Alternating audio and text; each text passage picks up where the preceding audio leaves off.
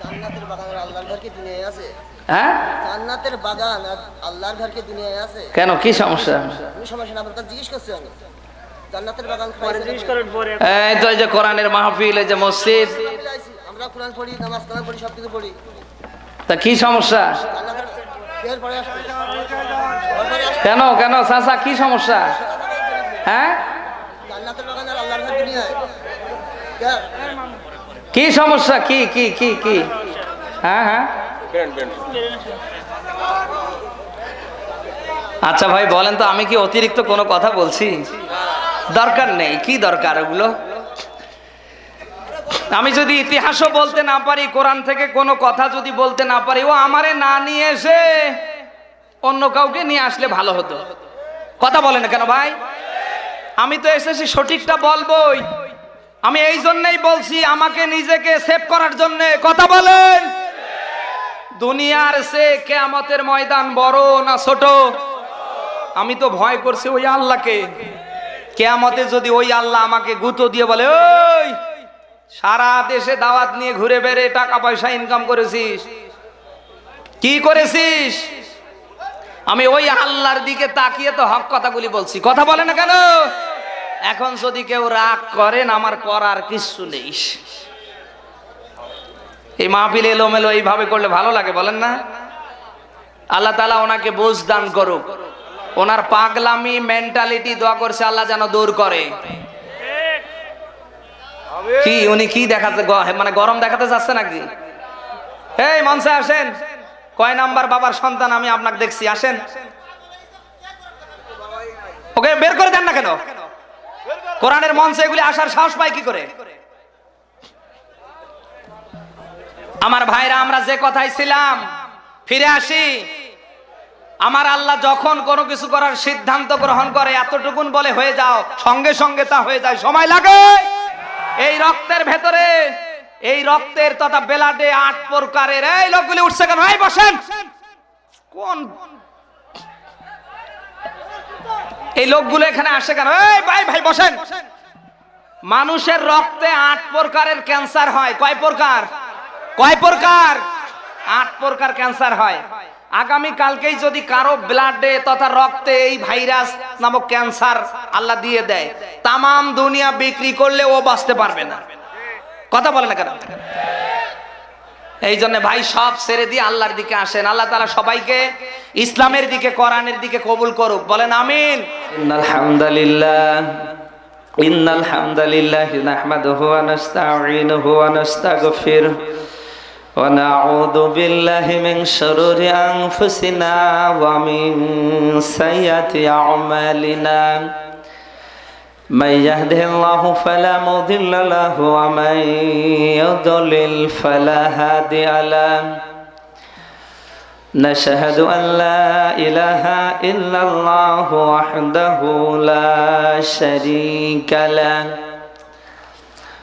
ونشهد أن سيدنا ومولانا محمدا عبده ورسوله الذي أرسله بالحق بشيرا ونذيرا وداعيا إلى الله بإذنه وسراجا منيرا. সবাই মিলে আওয়াজ করে পড়েন আউযু বিল্লাহি মিনাশ শাইতানির রাজিম. বিসমিল্লাহির রহমানির রহিম. আফালা ইয়াতুবুনা ইলাল্লাহ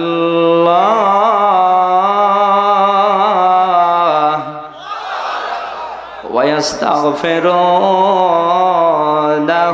আল্লাহু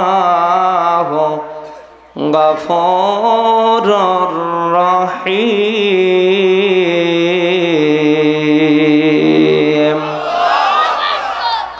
صدقت يا ربنا.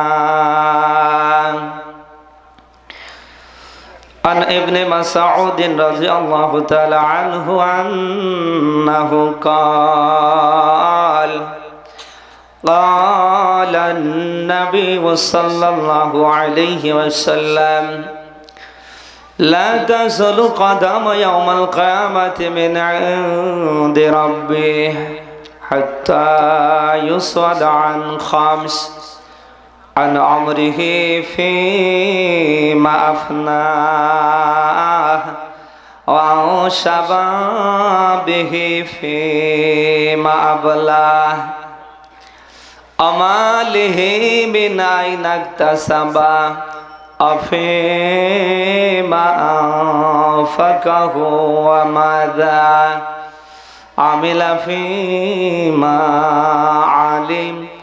রাওয়াহু তিরমিজি। পৃথিবীতে কেউ স্থায়ী হয় না, আকাশে ফেরাউন কিবা নামরুদ, কেউ ভাবে চিরকাল রয় না। চলে যায় সব সেরে যেতে হয়, মৃত্যু মানে না পরিচয়। সব রাজা মহারাজা আর মহাবীর, কাউকে সে অবকাশ দেয় না। কেউ ভাবে চিরদিন রয় না। আলহামদুলিল্লাহ, বাংলাদেশের ঐতিহ্যবাহী জেলা যশোর হারিয়া বেলেমাঠ মসজিদ ও যুব সমাজ কর্তৃক আয়োজিত তৃতীয় বার্ষিক ওয়াজ মাহফিলের স্বনামধন্য সভাপতি আলহাজ আব্দুল করিম মাস্টার, অবসরপ্রাপ্ত প্রধান শিক্ষক, নিতান নন্দকাটি সরকারি প্রাথমিক বিদ্যালয়, আতাল্লাহ আবারাকাল্লাহ ফি হায়াতি, সরে বলেন আমিন। মাহফিলের প্রধান অতিথি, বিশেষ অতিথি, আমন্ত্রিত হযরত উলামায়ে কেরাম, আলোচনা রেখে ধন্য করলেন বড় ভাই হাফেজ মাওলানা মোল্লা জামাল উদ্দিন যশোরী। আল্লাহ তাআলা তার এই গোলামকে দিনের জন্য, ইসলামের জন্য, কোরআনের হক কথা বলবার যে যোগ্যতা কামনা করছে আল্লাহ যেন দান করে। দলমত নির্বিশেষে আজ আমরা যারা এই কোরআনে কারিমের ডাকে সাড়া দিতে পেয়েছি, খুশি হয়ে বলছি আলহামদুলিল্লাহ। আমরা আসতে পেরে খুশি না বেজার? কম না বেশি? কারা বেজার দেখি? ওই চাচা, চাচা কি বুঝে হাত তুলেছে? শুরু থেকে শেষ পর্যন্ত আমরা যে কথাগুলি বলবো এবং শ্রবণ করব, আবেগ দিয়ে নয়, আমরা বিবেক দিয়ে গ্রহণ করার চেষ্টা করব। পারবো? আবেগ দিয়ে শুনলে কাজ হবে না, শোনা লাগবে কি দিয়ে? বিবেক আছে? আল্লাহ যেন বিবেক দিয়ে কথাগুলি আমাদের চিন্তা ভাবনার সাথে আমলের নিয়তে বলবার এবং শুনবার তৌফিক দান করে। কোরআনের মাহফিলে সবাই আসতে পারে না, পারে? ভালো কাজ সবার দ্বারা হয়? আল্লাহ তাআলা বিশেষ করে যাদেরকে ভালো কাজের জন্য বাছাই করে, যাদেরকে কবুল করে, তারাই শুধুমাত্র কেবলমাত্র একমাত্র ভালো কাজ করতে পারে। হাজারো জায়গায় হাজারো ভালো কাজ হয়, সবাই কি গিয়ে শরীক হতে পারে? আল্লাহ তাআলা যাদেরকে পছন্দ করে, আল্লাহ তাআলা যাদেরকে ভালোবাসে, আল্লাহ তাআলা যাদেরকে কবুল করে, তারাই মাত্র করতে পারে। এই কোরআনের মাহফিলে হাজারো মানুষের কর্ণকুহরে মাইকের আওয়াজ গিয়েছে যে আজকের এই তারিখে এই জায়গায় মাহফিল হবে, অমুক বক্তারা আলোচনা করবে। অনেক পোস্টারের মধ্য দিয়ে প্রচার হয়েছে, মুখে মুখে প্রচার হয়েছে, সবাই কি আসতে পেরেছে? আমার ভাইরা, দুনিয়ায় ভালো কাজে মানুষ যাতে আসতে না পারে বাধা দেয় কে? বলেন বলেন। দুনিয়ার কোন খারাপ জায়গায় শয়তান বাধা দেয় না কিয়ামত পর্যন্ত। এটা শয়তানের একটা ধর্মীয় কাজ। ভালো কাজ যেখানে শয়তানের বাধা, খারাপ কাজ যেখানে ওর আশেপাশে শয়তান নেই, ও চিন্তা ভাবনা করে ও খারাপ কাজে গিয়ে আমি করব কি। ও খারাপ কাজের আয়োজন আঞ্জাম যারা দিয়েছে তারা তো আমার চেয়েও বড় শয়তান।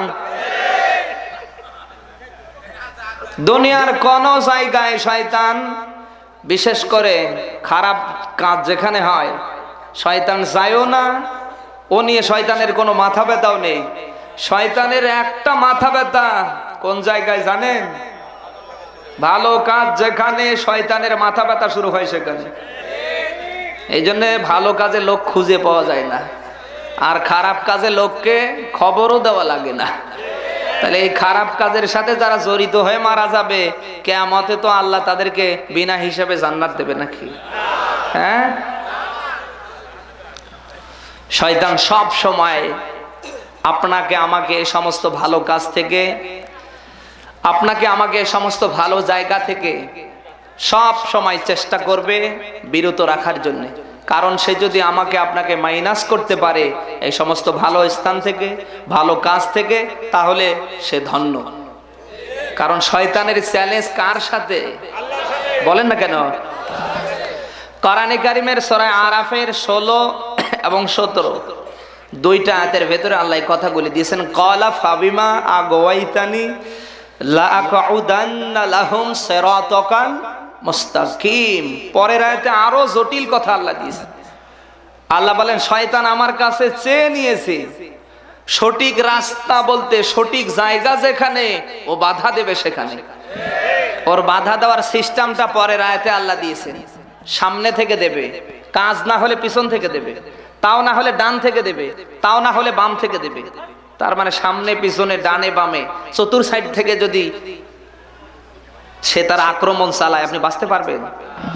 এই জন্য শয়তান সব সময় চেষ্টা করে কিয়ামত পর্যন্ত করবে আপনাকে আমাকে ভালো থেকে, ভালো স্থান থেকে আলাদা করার জন্য। বোঝা লাগবে দুনিয়ায় যারা ভালো কাজে বাধা দান করে, ভালো কাজ যারা করতে দেয় না, এই পক্ষে যারা আসতে দেয় না, বোঝা লাগবে তারা শয়তানের চেয়ে বড় শয়তান। কিসের মানুষ? ও মানুষ নামের শয়তান। এত যশোরে নেই, সব ঢাকায় আছে। বাস্তব কয়েকটা প্রমাণ দেই। মসজিদ যেখানে শয়তান সেখানে মনে হয় নেই।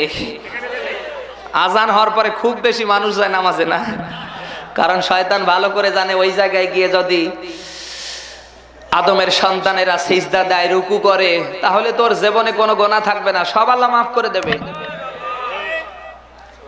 এই জন্য আল্লাহর ঘর মসজিদ যেখানে শয়তানের বাধা। এই জন্য আমরা দেখতে পাই আজান হয় আর এদিকে বিড়ি টানে। যারা বিড়ি টানে ওরা কি আল্লাহর বান্দা? মুসলিম শরীফের হাদিসে আল্লাহর নবী দিয়েছে বাইনাল আবদি ওয়া বাইনাল কুফরি তারকুস সালাহ। আল্লাহর বান্দা এবং যারা আল্লাহকে অস্বীকার করে তাদের এতটুকুন পরিচয় হলো নামাজ। কি বলেন? আপনি যদি সত্যিকার অর্থে আল্লাহর বান্দা, আল্লাহর কাছে দাবি করেন যে আল্লাহ আমি তোমার বান্দা, অবশ্যই নামাজ নেওয়া লাগবে। কারণ মুসলমানের প্রথম সাইনবোর্ড তার নাম নামাজ। আবু দাউদের হাদিসে আল্লাহর নবী দিয়েছে ইন্নামা ইউহাসাবু বিহি আবদুন ইয়াউমাল কিয়ামাতিস সালাহ। কিয়ামতের ময়দানে সর্বপ্রথম আল্লাহ নামাজের হিসাব নেবে। এজন্য যদি আপনি মুসলমান দাবি করেন আপনার সাইনবোর্ড নামাজ। আপনি যদি আল্লাহর বান্দা দাবি করেন নামাজ। নামাজ বাদ দিয়ে আল্লাহর বান্দা এবং মুসলমানের দাবি করা, নামাজ বাদ দিয়ে দুনিয়ায় যাই করেন না কেন কিয়ামত পর্যন্ত আল্লাহ কবুল করে না, করবে না। আর সেই নামাজ যাতে আমরা পড়তে না পারি শয়তান চেষ্টা করে কি করে না? কোরআনের মাহফিলে আসলে ঈমান বাড়িয়ে দেয় কে? সূরা আনফালের 2 নম্বর আয়াতের মাঝখানে আল্লাহ দিয়েছেন কোরআনে কারিমের তেলাওয়াত হলে বা এর থেকে আলোচনা হলে জাদাতহুম ঈমানা, ঈমানটা বৃদ্ধি করে কে? তাহলে শয়তান ভালো করে জানে কোরআনের মাহফিলে যদি আদমের সন্তানেরা, বানি আদমেরা যায়, কোরআন শুনলে তো তাদের ঈমান বাড়বে। কোরআন শুনলে তো শয়তানি ছেড়ে দেবে, এই জন্য দেখবেন কোরআনের মাহফিল যেখানে শয়তানের সেলা চামুন্ডাদের বাধা সেখানে। দুনিয়ার আর কোন জায়গায় বাধা দেয় না, ক্ষমতাও দেখায় না, ওরা খালি বাধা দেয় আর ক্ষমতা দেখায় কোরআনের মাহফিলগুলোতে। ক্ষমতা পাওয়ার পরে কেউ যদি ক্ষমতার রাব ব্যবহার করে, এই ক্ষমতা যদি আল্লাহর জন্য, ইসলামের জন্য, মানবতার কল্যাণের পক্ষে যদি ব্যবহার করতে না পারে, অমুসলমান শুনে রাখেন কান খাড়া করে, ওটা মানুষ না, ওটা মানুষ নামের শয়তান। কারণ কি জানেন? যখন আল্লাহ তাআলা আদমকে বানিয়ে ফেললেন, আল্লাহ তাআলা হুকুম করলেন আদমকে সেজদা করো, সব ফেরেশতারা সেজদা করলেন। একজন ফেরেশতা সেজদা করেনি, তার নাম বলেন না কেন? কেন? আনা খায়রুম মিনহু খলাকতানি মিন নার ওয়া খলাকতাহু মিন তিন। আমি মাটি থেকে শ্রেষ্ঠ, আমি মাটি থেকে শ্রেষ্ঠ, আমাকে বানানো হয়েছে আগুন থেকে, আর আপনার আদমকে বানানো হয়েছে মাটি থেকে। মাটির থেকে আমি অনেক শ্রেষ্ঠ, উত্তম, সেজন্য খয়র শব্দ দিয়েছে। কেন তখন সে ক্ষমতা দেখালেন? কারণ ওই সময় সমস্ত ফেরেশতাদের লিডার ছিল হে, কথা কয় না? হ্যাঁ, ওই সময় সমস্ত ফেরেশতাদের সব কর্তৃত্ব নেতৃত্ব আল্লাহর পরে যার হাতে দিয়েছিলেন এই সেই। ক্ষমতা পাওয়ার পরে যারা ওই ক্ষমতা আল্লাহর জন্য, আল্লাহর ইসলামের জন্য, মানবতার কল্যাণের জন্য ব্যবহার করে না, আরো ক্ষমতার রাব ব্যবহার করে, বোঝা লাগবে ওটা মানুষ না, মানুষ নামের শয়তান। এ দেশে তো এরকম মার্কা মানুষ নেই। কারা আছেন হাত তোলেন তো দেখি। ওই যে একজন আছে। চাচা কি আসলে বিবেক দিয়ে শুনছে? আবেগ দিয়ে না ভাই, একটু বিবেক দিয়ে শোনার চেষ্টা করে। আজ যারা চেয়ারে তারা থাকে, বলেন না কেন? যারা থাকে চেয়ারে তারা থাকে, আমি এখন আছি চেয়ারে, নামান তো। কমিটি পারবে? আমাকে নামিয়ে দিলেই গন্ডগোল বাঁধবে, কালকেই মুখ দেখাতে পারবে না, কথা কয় না।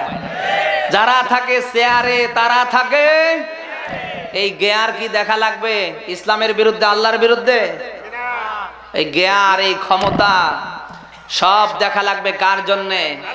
আপনি যদি দুনিয়ায় ওই আল্লাহর জন্যে চেয়ার পাওয়ার পরে গেয়ার দেখাতে না পারেন, এই গেয়ার, এই ক্ষমতা, এই সম্মান যদি ইসলামের জন্য আপনি বিলীন করে দিতে না পারেন, খোদার কসম কিয়ামতের ময়দানে নমরুদ, ফেরাউন, বাদশা আবু জাহেলের মতো আপনার অবস্থা। কারণ তারাও ক্ষমতা পাওয়ার পরে ক্ষমতা ইসলামের জন্য ব্যবহার করতে পারে নাই, আল্লাহর জন্য ক্ষমতা ব্যবহার করতে পারে নাই। তাদের সব ক্ষমতা ব্যবহার হয়েছে আল্লাহর বিরুদ্ধে, ইসলামের বিরুদ্ধে। এই জন্য তো মানে নমরুদ, ফেরাউন, আবু জাহেল জান্নাতে যাবে নাকি?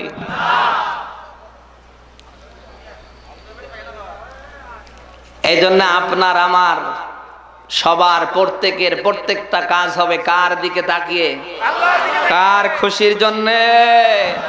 কারণ আপনি আমি আজ যে জায়গায় অবস্থান করছি, যে জায়গায় আছি, ওই জায়গায় কালকে আল্লাহ গুঁতো দিয়ে জুতা পেটা করে উঠাতে পারে, কথা বলেন কেন?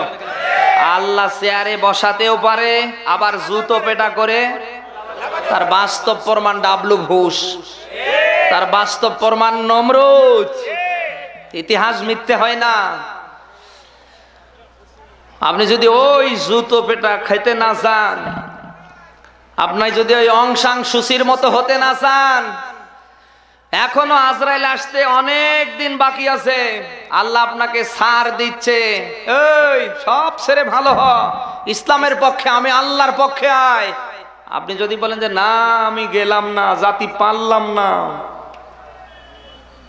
আল্লাহ আপনাকে ছাড় দিচ্ছে, কিন্তু একেবারে ছেড়ে দেবে দেবে। সরায় আলে ইমরানের 4 নম্বর পারার 12 নম্বর পৃষ্ঠার 178 নম্বর আয়াতের শেষের অংশ লক্ষ্য করেন। আল্লাহ বলেন ইন্নামা নুমলি লাহুম লিয়াসদাদু ইসমা। শব্দের দিকে খেয়াল করেন। আল্লাহ বলেন আমি তাদের ছাড় দেই ইসমা, অপরাধ করার জন্য। আপনি যখন ইসলামের বিরুদ্ধে, কোরআনের বিরুদ্ধে, মানবতার কল্যাণের বিপক্ষে কোনো কাজ করবেন, কাজ সফল হয়ে গেল, কিছু হচ্ছে না, আপনি তখনই মনে করবেন যে আল্লাহ আমাকে ছাড় দিচ্ছে ফিরে আসার জন্য। এখন যদি বলেন যে না, এটা তো আমার জন্য প্লাস, মনে রাখবেন আল্লাহ ছাড় দেয় ছেড়ে।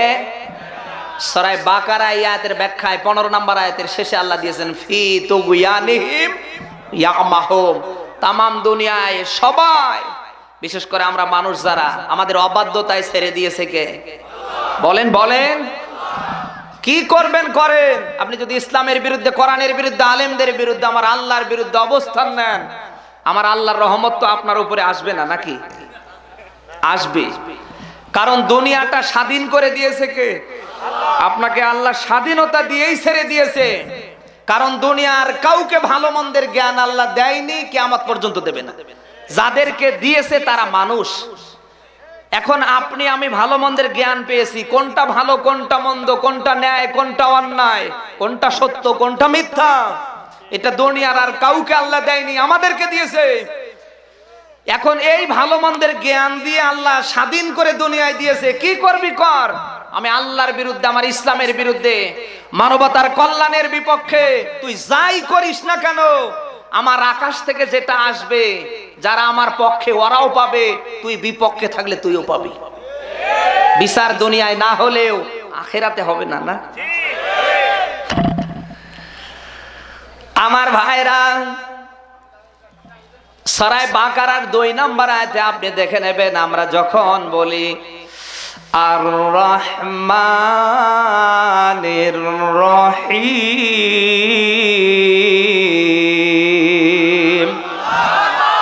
এই যে রহমান আর রহিম শব্দ কয়টা? সবাই বলেন।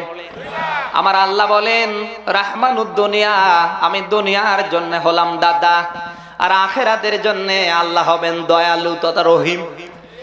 এই রহমান নামটা যদি আমার আল্লাহ ধারণ না করতেন, আজ ইসলামের বিরুদ্ধে, কোরআনের বিরুদ্ধে, আমার আল্লাহর বিরুদ্ধে, তার রাসূলের বিরুদ্ধে, আলেমদের বিরুদ্ধে, মানবতার কল্যাণের বিপক্ষে আজ যারা যা করছে, আমার আল্লাহর নাম যদি রহমান না হতেন, আমার আল্লাহ যদি দাদা না হতেন, আল্লাহর কসম করে বলছি, দুনিয়ায় এই সমস্ত বদখাত নাফরমান, এই সমস্ত জালিমদেরকে আমার আল্লাহ এক ফোঁটা পানি পান করতে দিতেন না।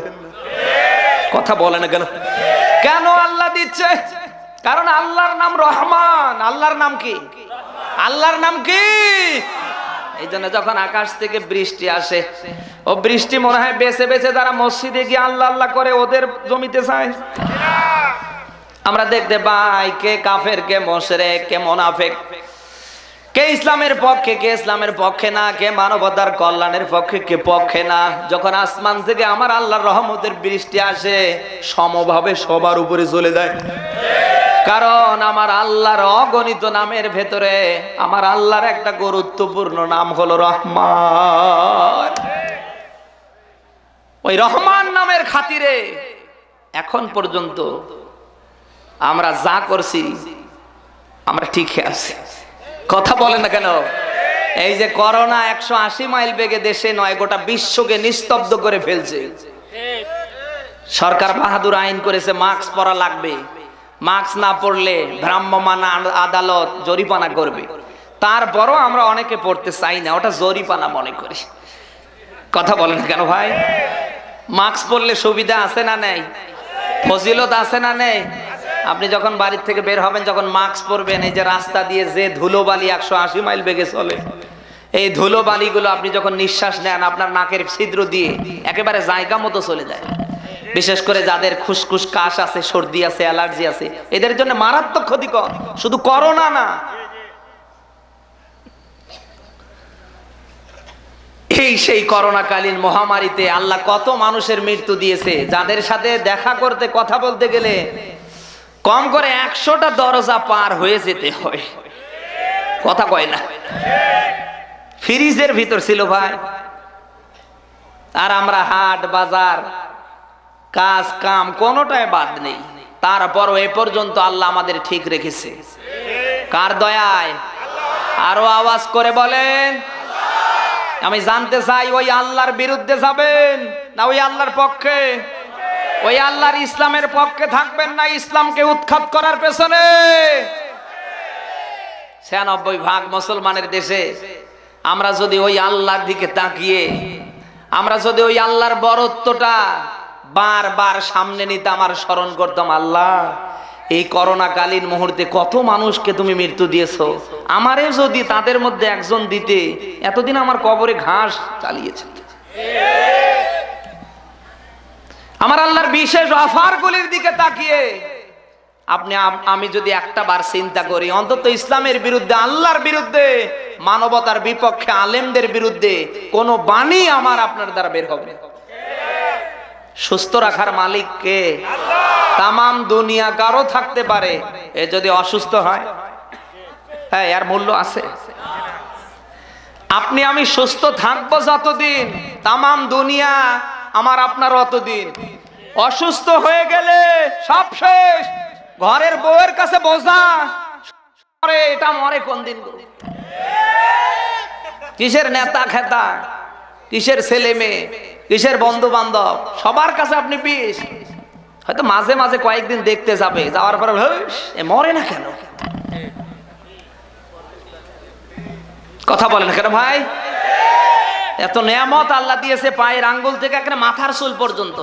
আপনি তাকিয়ে দেখেন তো, আপনার মতো অনেকের ভেতরে এটা আছে, কিন্তু আপনি যেভাবে ব্যবহার করতে পারছেন সে পারে না। আপনি হেঁটে হেঁটে রোড ঘাট, রাস্তা পথ, বাজার, দুনিয়ার সব কাজ করছেন, কিন্তু অনেকের দুইটা পা আপনার মতো আমার মতো আছে, হাঁটতে পারে না। হাত দিয়ে কত কিছু করছেন, পক্ষে হোক আর বিপক্ষে হোক।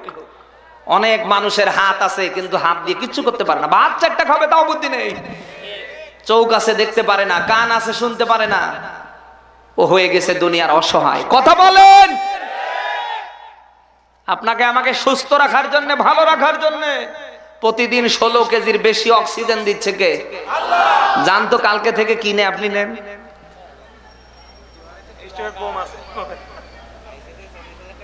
এত নেয়ামত দেওয়ার পরে আপনি কি করে ওই আল্লাহর বিরুদ্ধে, কি করে ওই আল্লাহর ইসলামকে, কি করে ওই আল্লাহর কোরআনকে উৎখাত করার কমিটিতে আপনি থাকেন? আমার তো মাথায় খেলে না।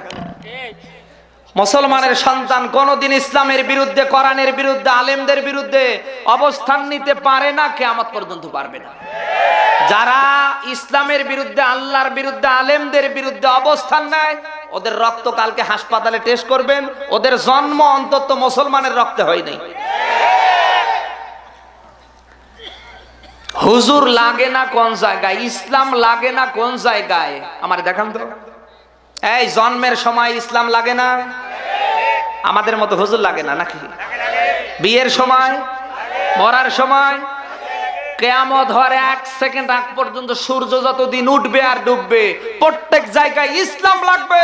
আর ইসলামের পক্ষে আমরা আলেমরা, আমরাও লাগবো।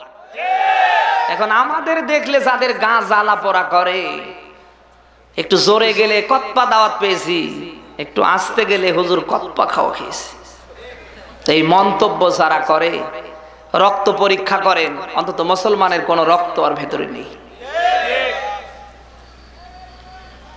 আলেমদের বিরুদ্ধে, ইসলামের বিরুদ্ধে, আমার আল্লাহর বিরুদ্ধে, রাসূলের বিরুদ্ধে সবাই বিষাদগার করবে না। আজে বাজে কোনো বাণী সবাই বের করবে না। তারাই বের করবে যাদের দুনিয়ায় জন্ম হয়েছে আপন বাবা ছাড়া। নকল বাবা দিয়ে যাদের জন্ম, তারাই ইসলামের বিরুদ্ধে, আল্লাহর বিরুদ্ধে, কোরআনের বিরুদ্ধে। আসমানের নিচে জমিনের উপরে আলেমদের চেয়ে ভালো মানুষ আর কেউ আছে? এদের বিরুদ্ধে তারাই কথা বলবে যাদের জন্মের ঠিক নেই। কোন মুসলমানের সন্তান, কোন মুমিন আলেমদের বিরুদ্ধে, ইসলামের বিরুদ্ধে, আল্লাহর বিরুদ্ধে, তার রাসূলের বিরুদ্ধে কোনো কথা বলতে পারে না কিয়ামত পর্যন্ত।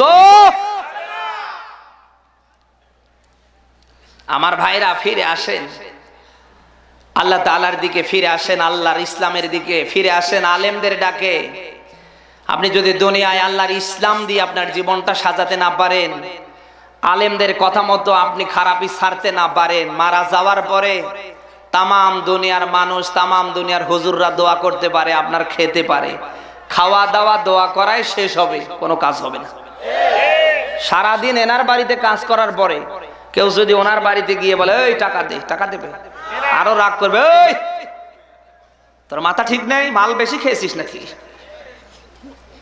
কিন্তু ওনার কাছে গেলে উনি যদি দিতে নাও পারে বলবে বাবা অন্তত কালকে আস। কথা বলে না কেন ভাই?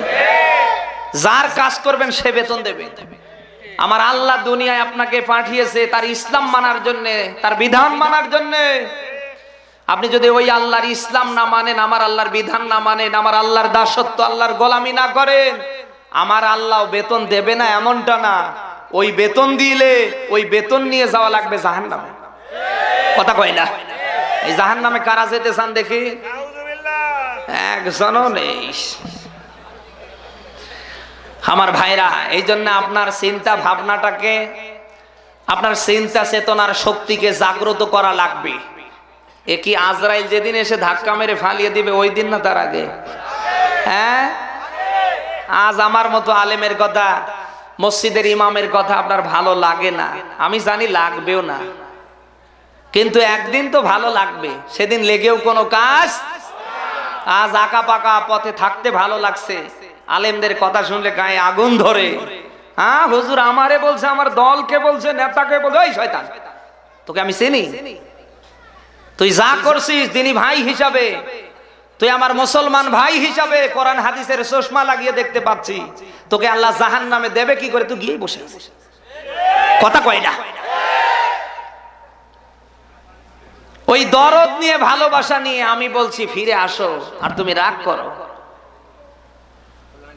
সোজা তো হবে নেই। যেদিন মারা যাবেন সেদিন আমার মতো আলেমেরা হুজুরে গিয়ে টান দিয়ে সোজা করে কাপড় পরাই দিবে, আর সেদিন সোজা হয়ে আর কোনো লাভ হবে? হবে। এই জন্য এখনই আপনাকে আপনাকে আমাকে ফিরে আসা লাগবে কার দিকে? মানা লাগবে কার বিধান?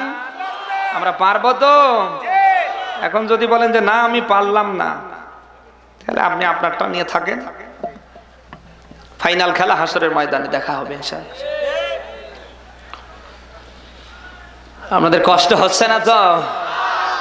আজ ইসলামের বিরুদ্ধে, আলেমদের বিরুদ্ধে, দেশ থেকে ইসলামকে উৎখাত করার জন্য যারা সর্বাত্মক ভূমিকা পালন করছে, আমি আপনাদের মাঝে জানতে চাই, এই ইসলাম কি দুনিয়ার কেউ উৎখাত করতে পারবে? এই বিদ্যুতের বাল্ব জ্বালানোর পেছনে বিদ্যুৎ বলেন, জেনারেটর বলেন, এই যে তার বলেন, সুইচ বলেন, আছে না নেই? আসেন তো 5 লাখ টাকা বাজি, আপনি আমার সামনে এই দুইটো বাল্ব বন্ধ করে দেবেন। আছেন কেউ? এখানে কেউ আছেন? পৃথিবীর কেউ পারবে? এই অন্তত টিউব লাইট দুইটা বন্ধ করতে গেলে হয় তার কেটে দেওয়া লাগবে, নতুবা ওই যে জায়গা থেকে সার্ভিস, ওই জায়গায় সুইচ বন্ধ করা লাগবে। এই দুই প্রক্রিয়ায় বন্ধ করা সম্ভব। আর অন্য কোন রাস্তা আছে এই লাইট বন্ধ করা? ইসলাম একটা লাইট, এই লাইট জ্বালিয়ে রেখেছে কে? সুইচ অন করে রেখেছে কে? ওই আল্লাহ যদি বন্ধ না করে, পৃথিবীতে কারো বাবার ক্ষমতা নেই আল্লাহর ইসলাম নামক লাইটকে দুনিয়ার থেকে বিদায় করে। বরং ইসলামের বিরুদ্ধে, আলেমদের বিরুদ্ধে, কোরআনের বিরুদ্ধে যারা কর্মসূচি নেবে, আল্লাহ তাদেরকে এমন কায়দায় বিদায় করবে, তামাম দুনিয়ার মানুষ তাদের জন্য বদ্ধ করবে। যেমন এখন নমরুদের নাম শুনলে মানুষ তো সুবহানাল্লাহ বলে নাকি? ফেরাউনের নাম শুনলে দোয়া করে, আবু জাহেলের নাম শুনলে 2 রাকাত নামাজ পড়ে। এমন কালার আল্লাহ করে দিয়েছে, মুসলমানেরা গালি দেয়, কিন্তু হিন্দু, বৌদ্ধ, খ্রিস্টান, মুশরিক, কাফেররা, বিধর্মীরা তারাও গালি দেয়। আপনি কি দেখাতে পারবেন কোন হিন্দুর ভেতরে, বৌদ্ধের ভেতরে নমরুদের কেউ আছে, ফেরাউনের কেউ আছে, আবু জাহেলের কেউ আছে? এই 3টা নামের কথা বললাম, এই নামের কেউ আছে? ইতিহাস এখন লেখা হচ্ছে না, কিন্তু ইতিহাস লেখা হবে অনেক। বলেন বলেন বলেন, ইতিহাস লেখা হবে অনেক। আজ যারা ইসলামের বিরুদ্ধে, আলেমদের বিরুদ্ধে, আজ যারা এদেশ থেকে ইসলামকে উৎখাত করতে চায়, তাদেরও ইতিহাস একদিন লেখা হবে, তাদেরকে কালার করা হবে নমরুদ, ফেরাউনের মতো। আর যারা নির্যাতিত আর যারা মাজলুম তাদেরকে হাইলাইট করা হবে আবু বকর ওমরের মতো। মনে করেন না ইতিহাস থেমে থাকে, সময় নিচ্ছে। কেন নিচ্ছে? আপনি আছেন চেয়ারে, আপনি আছেন গেয়ারে, সব আপনার। এখন আমাদের করার কিচ্ছু নেই, কথা কয় না। অতএব কারণে ইসলামকে দুনিয়ার থেকে মিটিয়ে দেয়ার যে সর্বাত্মক ষড়যন্ত্র চলছে, আপনি এর থেকে ফিরে আসেন। আপনি ইসলামের কিচ্ছু করতে পারবেন না। ইসলামপন্থী মানুষকে দুনিয়ায় বিদায় কয়টা করবেন? জয়টা বিদায় হবে, তার সে কোটি কোটি আল্লাহ বের করে দেবে, কথা কয় না।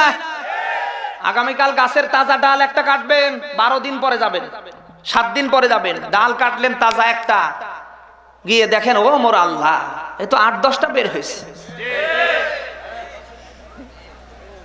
এদেশে ইসলামের জন্য, কোরআনের জন্য, আল্লাহর জন্য, ইসলামের সমাজ রাষ্ট্র গঠনের জন্য আমরা আলেমরা জীবন দিব। ইসলামপন্থী মানুষ জীবন দেবে, রক্ত দেবে। একটা যদি দেয় 1000-এর বেশি আল্লাহ বের করে দেবে। বাংলার মাটিতে 2010 সালে কোরআনের শ্রেষ্ঠ পাখি আল্লামা সাইদিকে যখন বন্দী করা হয়, আল্লামা সাইদি আছে জেলখানায়, কিন্তু আল্লামা সাইদির উত্তরসূরি বাংলার এমন কোন জায়গা বাদ নেই। এই বিজয় দিয়েছে কে? আল্লাহ। ক্ষমতা তো আল্লাহর নেই। আমরা দেখতে পাচ্ছি আসিতেছে ইসলামের বিজয়। আগামী দিনের পার্লামেন্ট, আগামী দিনের সংসদ, আগামী দিনের রাষ্ট্র মুসলমানের রাষ্ট্র। বাস্তব কি জানেন? আগে যে হারে সিনেমা হলগুলি চলতো, বুকে হাত দিয়ে বলেন তো, আপনার এই যে যশোরের নাম করা সিনেমা হল মনিরামপুরের, এ চলে? অনেকে মনে করতেছে হুজুর নাম জানলো কি করে। জেলা উপজেলায় যত সিনেমা হল ছিল যুবকদের চরিত্র আদর্শ নষ্ট করার জন্য, এদেশে পরকীয়া শেখানোর জন্য সব বন্ধ হয়ে গেছে।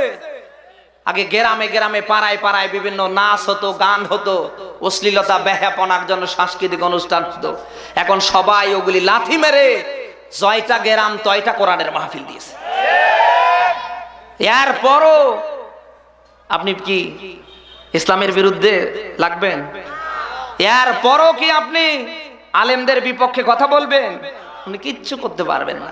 2010 সালে ছিল হাতে গোনা ইসলামপন্থী মানুষ, হাতে গোনা কয়েকটা, আর এখন 2021 সাল চলছে।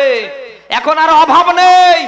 টেকনাফ থেকে তেতুলিয়া, রূপসা থেকে বাথুরিয়া, সুন্দরবন থেকে বান্দরবন, বাংলার যে কোনো ময়দানে কোরআনের মাহফিলের কথা শুনলেই মানুষ কিলোমিটার দূর থেকে আসে। আপনারা বুকে হাত দিয়ে বলেন তো, আপনাদের টাকা দিয়েছে কর্তৃপক্ষ? আবার দেবে, আরো ধান্দা করে পকেট থেকে নেয়া। এরপরও ইসলামের বিরুদ্ধে, আলেমদের বিরুদ্ধে, আমার আল্লাহর বিরুদ্ধে যারা অবস্থান নিতে চাচ্ছেন, আপনি কি আপনার বিবেককে জাগ্রত করবেন না? ডানে বামে তাকাবেন না? কিচ্ছু করতে পারবেন না। আপনার সে বড় বড় ক্ষমতাধররা ছিল, তারাও পারেনি। অতএব কারণ আপনি আসেন, ফিরে আসেন আল্লাহর ইসলামের দিকে, ফিরে আসেন আল্লাহর কোরআনের দিকে, ফিরে আসেন আলেমদের দিকে। আজ এই দেশটাকে ডিজিটাল রাষ্ট্র গঠন করার জন্য যা করা হচ্ছে, কোরআনে কারিম দিয়ে যদি করা হতো, এদেশ ডিজিটাল হতে 24 ঘন্টা সময় লাগতো না। কথা বলেন। দেশটাকে ডিজিটাল মানে কি? গতিময়। ডিজিটাল মানে চলমান। এই দেশটাকে যদি আপনি ডিজিটাল করতে চান, অবশ্যই আল্লাহর আসমানি কিতাব কোরআন বাদ দিয়ে ইসলামের নিয়ম নীতি ছাড়া করতে পারবেন না, পারবেন না। ইতিপূর্বেও এই সেই ইসলামের নিয়ম নীতি বাদ দিয়ে, আমার আল্লাহর বিধান বাদ দিয়ে পৃথিবীতে শান্তি কেউ আনতে পারেনি। কিয়ামত পর্যন্ত প্রমাণিত। আমার আল্লাহর ওহীর আইন বাদ দিয়ে, আমার আল্লাহর ওহীর জ্ঞান বাদ দিয়ে, আমার আল্লাহর আসমানি কিতাবের নিয়ম নীতি বাদ দিয়ে কিয়ামতের আগ পর্যন্ত পৃথিবীতে কেউ শান্তি আনতে পারবে? তার বাস্তব প্রমাণ দিচ্ছি। আল্লাহর ঘর মসজিদ, আপনাদের মসজিদের উদাহরণ দিচ্ছি। আজান হওয়ার পরে ইমাম সাহেব নামাজ শুরু করে কি দিয়ে? বলেন বলেন। নামাজ যখন মাগরিবের শুরু হয়, কে আওয়ামী লীগ, কে বিএনপি, কে জামাত, কে জাতীয় পার্টি, কে ছোট পীরের মুরিদ কে বড় পীরের মুরিদ কোনো পার্থক্য হয়? সবাই দাঁড়িয়ে যায় কাঁধে কাঁধে। কে সম্পদশালী কে ভিক্ষুক কোনো পার্থক্য? কোনো পার্থক্য? মসজিদের মতো করে আল্লাহর কোরআনটাকে একটু সমাজে রাষ্ট্রে, আল্লাহর ইসলামটাকে সমাজে রাষ্ট্রে নিয়ে আসেন তো।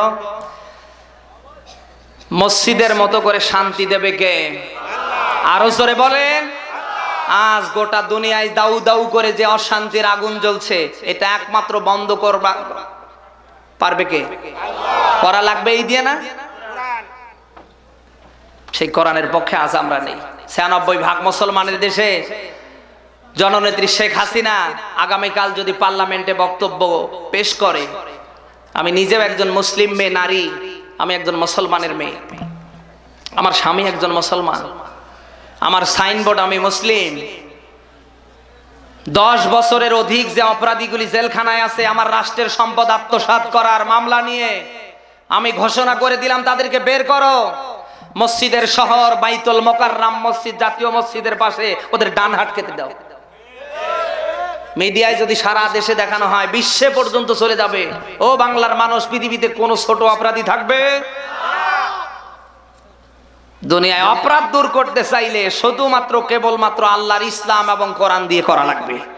আপনি যদি বলেন যে না আমি পারলাম না, কিয়ামত পর্যন্ত মানুষের তৈরি করা আইন দিয়ে আপনি বন্ধ করার চেষ্টা করেন, কোনো লাভ। এই জন্য ইসলাম আছে যেখানে আমরা আছি, আল্লাহর কোরআন আছে যেখানে আমরা আছি। কারা কারা পারবো দেখি? লিল্লাহে তাকবীর। আল কোরআনের আলো, ইসলাম আছে যেখানে, আলেম ওলামারা যেখানে, লিল্লাহে তাকবীর। এজন্য ভূমিকার শুরুতে উদ্যত আহ্বান জানাচ্ছি, যারা ইসলামের বিরুদ্ধে, আলেমদের বিরুদ্ধে, মুসলমানের ঘরে জন্ম নিয়ে মুনাফিকি করছেন, কিচ্ছু করতে পারবেন না। নিজের কপালটা নষ্ট করেন না। মারা যাওয়া লাগবে, চিরদিন দুনিয়ায় কেউ থাকার জন্য আসেনি, কেউ থাকবেও না, আপনিও থাকবেন না। সাময়িক কয়েকটা বছরের জন্য, সাময়িক কয়েকটা দিনের জন্য আপনি যা করছেন একটু হিসাব নিকাশ করে করেন। দিনের পরে রাত হয়, রাতের পরে দিন হয়, সপ্তাহ যায়, মাস যায়, বছর যায়, যুগ আসে। কথা বলে কেন? আবহাওয়ার পরিবর্তনও সামনে হতে পারে। আজ যা হচ্ছে, বাতাসের বা আবহাওয়ার পরিবর্তন হলে অন্য কিছু হতে পারে। এজন্য চিন্তা ভাবনা করার জন্য বলছি, আজ যা করছেন একটু চিন্তা ভাবনা করে করেন। ওই যে চিড়িয়াখানায় বিভিন্ন বানর আমরা দেখতে পাই, আবার অনেকে ওখান থেকে বানর টান দিয়ে নিয়ে এসে খেলা দেখায় বিভিন্ন পার্কে, যেমন শিশু পার্ক এদেশে আছে না? নেই, একটা শিশু নেই, সব শিশুর খালারা। সুবহানাল্লাহ নাকি? এক বানর দিয়ে এক লোক খেলা দেখাচ্ছিলেন, হঠাৎ করে দুইজন মানুষ, একটা যুবক আর যুবতী এসেছে। আসার পরে বানরকে তারা পাকা বেল খেতে দিয়েছে। বেল খাওয়ার পরে বানরের পেটের অবস্থা ভালো না, অনেক ক্লান্ত, 3 দিনেও ভালো হয় না। পরে আবারও বানরের মালিক ওই বানর নিয়ে এসেছে শিশু পার্কে খেলা দেখার জন্য। আগের মতো দুইজন, একটা যুবক আর একটা যুবতী, হাজারো মানুষের ভিতর থেকে এসে এত বড় একটা সাগর কলা দিয়েছে খাওয়ার জন্য। যাহা বানর দেখেছে বা বানরের সামনে দিয়েছে, বানর হাত দিয়ে নিয়ে, আগে তো নিয়েছিল মুখে আর এবার নিচ্ছে পিছনে। কথা কয় না? দুইজনে তো খুব রেগে গে, বেটা তুইও বেদব, তোর বানরও বেদব। বানরের মালিক ডাক দিয়ে বলে, ম্যাডাম মন খারাপ করবেন না, দোষ আসলে আমার বানরের না, দোষ হলো ওই আপনার মতো এক যুবক আর যুবতী 3 দিন আগে যে জিনিস দিয়েছে তাদের। আমার বানর এই জন্য পিছন দিক থেকে মাপ দিচ্ছে, ওইটার মতো মুখ দিয়ে ঢুকালে আবার বের হবে তো। এই বানর থেকে শিক্ষা আছে না নেই? আজ বিশ্বের আঙ্গিনায় জালিমরা, কাফেররা, মুশরিকরা, মুনাফিকের গোষ্ঠীরা, ওরা 14 গোষ্ঠী মিলে যা করছে, একদিন তো বানরের মতো ওদের হতে পারে। এই জন্য যা করেন আন্দাজ করে, বিবেক দিয়ে করেন। আমার ভাইরা ইতিহাস বলছি, বাদশা সাদ্দাদের দাম জীবনী পৃথিবীতে এমন কোন আলেম নেই সে যে জানে না। এত বড় অত্যাচারী, এত বড় স্বৈরাচারী, এত বড় জালিম ছিল সে। নিজের রাষ্ট্রে বালাখানা বানাবে, নিজের রাষ্ট্রে ঘোষণা করে দিল যার কাছে যা আছে, স্বর্ণ রৌপ্য হীরা মানি মুক্তা, স্বেচ্ছায় সজ্ঞানে আমার রাষ্ট্রে জমা দেবে। কোন ক্রমে যদি কারো বাড়িতে পাওয়া যায় তাদের রিমান্ডে নেওয়া হবে। সবাই জানের ভয়ে, স্বৈরাচার সরকারের রিমান্ডের ভয়ে সবাই দিয়ে দিল। শুধু নিজের দেশে না, 23টা রাষ্ট্র থেকে স্বর্ণ মুদ্রা হীরা মানি মুক্তা নিয়ে এসে বালাখানা বানিয়ে কমপ্লিট করলেন। এদিকে বাদশা সাদ্দাত যখন সেই নিজের বালাখানা, আরাম আয়েশ রিল্যাক্সের জায়গা দেখার জন্য, ভ্রমণের জন্য আসা শুরু করেছে, প্রতিমধ্যে ওই বালাখানার গেটের সামনে মালাকুল মউত পাঠায় দিয়েছে কে? আজরাইল এসে দাঁড়ানো, 2 হাত মানুষের মতো ব্যারিকেড দিয়ে ধরেছে। কে তুমি? কোথায় যাও? বাদশা সাদ্দাতের মাথা খারাপ হয়ে গেছে। তুই আমার চিনিস না? এই তোর বাড়ি কোথায়? মালাকুল মউত মানুষের কণ্ঠে বলে, দুনিয়ার কোথাও আমার বাড়ি নেই, আমার ঘর নেই, আমার বাড়ি হলো আল্লাহর আরশে আজিমে। দুনিয়ার কোন মানুষ আমি না, আমি মালাকুল মউত আজরাইল। বাদশা সাদ্দাদের আল্লাহ আল্লাহ উঠে গেছে, ডাক দিয়ে বলছে তা কি চাই? অসময় বলছে কিচ্ছু চাই না, তোমার জান কবজ করে আল্লাহর কাছে নিয়ে যেতে চাই। হাত দুইটা জোর করে ডাক দিয়া বলে, মালাকুল মউত, এত কষ্ট করে বালাখানা বানালাম আমার আরাম আয়েশ, আমার রিল্যাক্সের, আমার আনন্দের জন্য, অন্তত আমি একটু ভিতরে যাই। মালাকুল মউত ডাক দিয়া বলেন, একটা সেকেন্ডও সময় আর। এই আজরাইল আসলে মনে হয় 3 দিন সময় দেবে। আজরাইল আসলে মনে হয় 7 দিন সময় নেবে নাকি? ও আজরাইল কাউকে চেনে না। যদি আজরাইল কাউকে চিনতো, এই দেশে যারা জালিম তাদের কোনোদিন মৃত্যু হতো না। আল্লাহ বলেন, লা ইয়াসুনাল্লাহ মা আমারাহুম ওয়া ইয়াফআলুনা মা ইউমারুন। বলেন আল্লাহু আকবার। তারা এতটাই নিষ্ঠুর, নির্দয়, তারা শুধুমাত্র কেবলমাত্র পরোয়া করে কাকে? বলেন।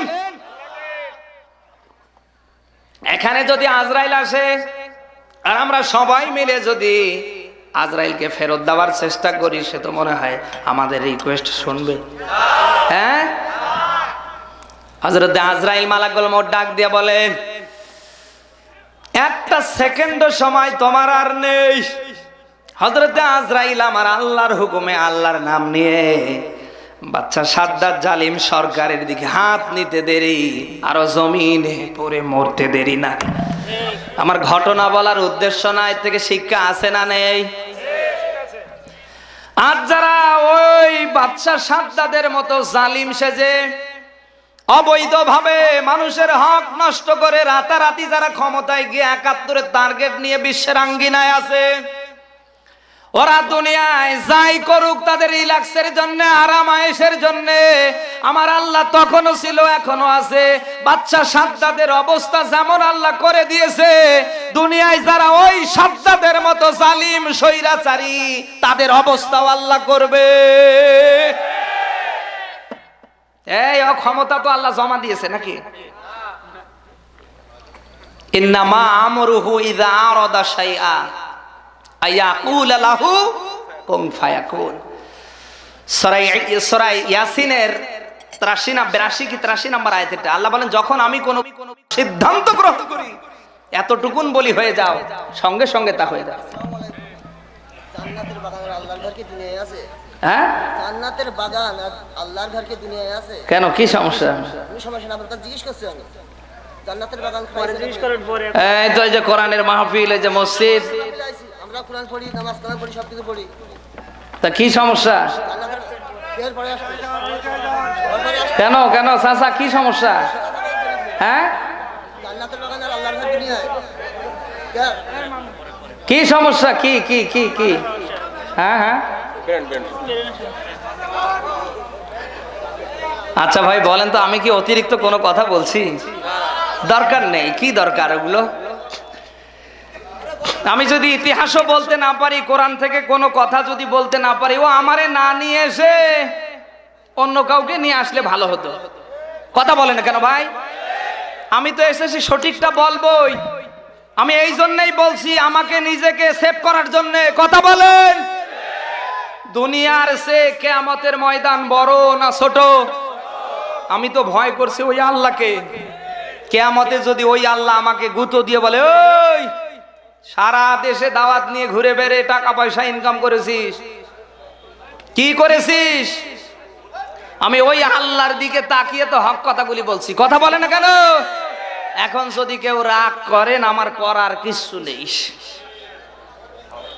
এই মাহফিল এলোমেলো এইভাবে করলে ভালো লাগে, বলেন না? আল্লাহ তাআলা ওনাকে বুঝ দান করুক। ওনার পাগলামি মেন্টালিটি দোয়া করছে আল্লাহ যেন দূর করে। কি উনি কি দেখাতে, মানে গরম দেখাতে যাচ্ছে নাকি? এই মঞ্চে আসেন। কয় নাম্বার বাবার সন্তান আমি আপনাকে দেখছি, আসেন। ওকে বের করে দেন না কেন? কোরআনের মঞ্চে এগুলি আসার সাহস পায় কি করে? আমার ভাইরা, আমরা যে কথাই ছিলাম, ফিরে আসি। আমার আল্লাহ যখন কোনো কিছু করার সিদ্ধান্ত গ্রহণ করে, এতটুকুন বলে হয়ে যাও, সঙ্গে সঙ্গে তা হয়ে যায়। সময় লাগে। এই রক্তের ভেতরে, এই রক্তের তথা বেলাডে 8 প্রকারের এই লোকগুলি উঠছে কেন? এই বসেন। কোন এই লোকগুলো এখানে আসে কেন? এই ভাই ভাই বসেন। মানুষের রক্তে 8 প্রকারের ক্যান্সার হয়। কয় প্রকার? কয় প্রকার? 8 প্রকার ক্যান্সার হয়। আগামী কালকেই যদি কারো ব্লাডে তথা রক্তে এই ভাইরাস নামক ক্যান্সার আল্লাহ দিয়ে দেয়, তামাম দুনিয়া বিক্রি করলে ও বাঁচতে পারবে না। কথা বলে না কেন? এই জন্য ভাই সব ছেড়ে দিয়ে আল্লাহর দিকে আসেন। আল্লাহ তাআলা সবাইকে ইসলামের দিকে, কোরআনের দিকে কবুল করুক। বলেন আমিন। দরুদ ও সালাম মানবতার মহান নবী মুহাম্মদুর রাসূলুল্লাহ বলেন সাল্লাল্লাহু।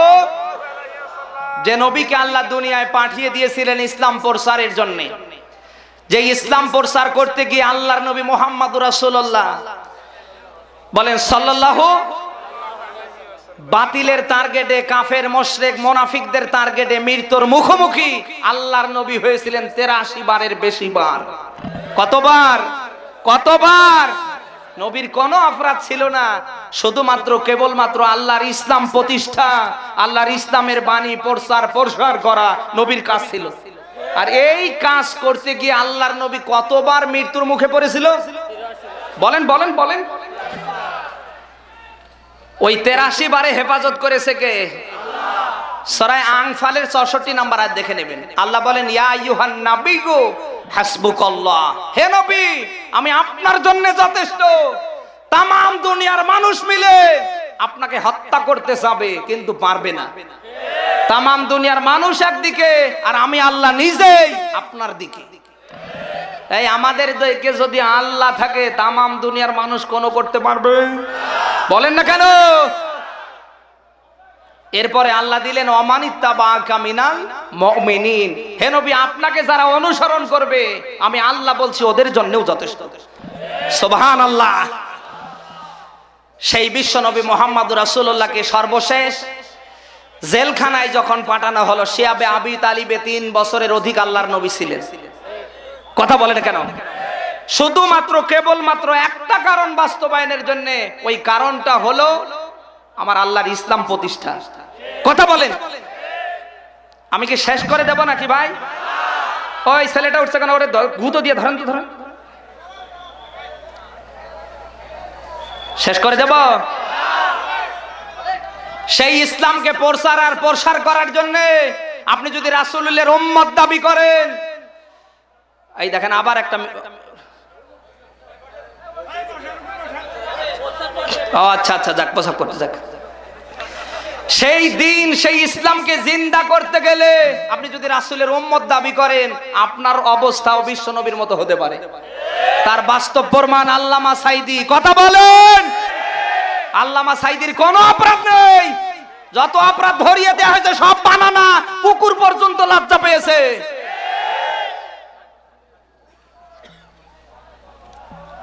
নবীদের যেমন কোনো অপরাধ ছিল না, এই দেশে আলেমরা ইসলামের হক কথা বলতে গিয়ে জেলখানায় গিয়েছে, এদেরও কোনো অপরাধ নেই।